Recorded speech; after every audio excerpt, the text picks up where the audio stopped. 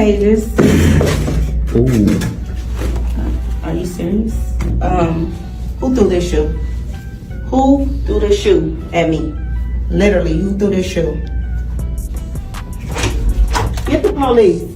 Of organized education began in ancient civilizations like Mesopotamia and Egypt. Education was mostly for the elite, focusing on reading, writing, mathematics, and religious instruction. Scribes played a crucial role, and schooling was often conducted in temples. Ancient Greece, 500 BCE 300 BCE, in Greece, education was valued highly, particularly in Athens, where it was aimed at producing well-rounded citizens.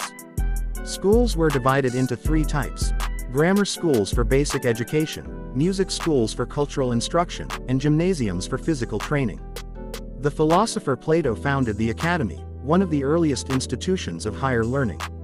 Ancient Rome, 300 BCE 500 CE, Roman education was influenced by Greek traditions but focused more on practical skills for public life, like rhetoric and law. Education was primarily for boys from wealthy families. The Roman system included elementary schools, ludus, grammar schools, and rhetoric schools. Medieval and Renaissance education. Medieval Europe, 500 CE 1500 CE, after the fall of the Roman Empire, education in Europe became largely controlled by the Church. Monastic schools were the main centers of learning, where monks taught Latin, theology, and other religious studies. The rise of cathedral schools in the High Middle Ages marked the beginning of a more formalized education system, which later evolved into medieval universities. Renaissance, 14th–17th centuries. The Renaissance brought a renewed interest in classical knowledge and the humanities. Education began to focus on individual potential and the study of subjects like literature, history, and science. This period saw the founding of many universities in Europe, emphasizing a more secular curriculum. Modern education. The Enlightenment, 17th–18th centuries. The Enlightenment emphasized reason, science, and individual rights, leading to educational reforms that promoted universal education. Thinkers like John Locke and Jean-Jacques Rousseau argued for education that developed the whole person, not just religious or vocational training. 19th century. The Industrial Revolution and the rise of nation-states led to the establishment of public schooling systems in many countries. Education became more standardized, and compulsory education laws were introduced, making schooling accessible to a broader population.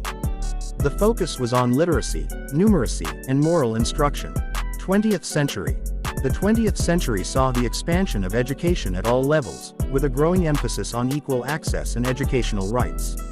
Progressive education movements, influenced by thinkers like John Dewey, promoted student-centered learning, critical thinking, and experiential education.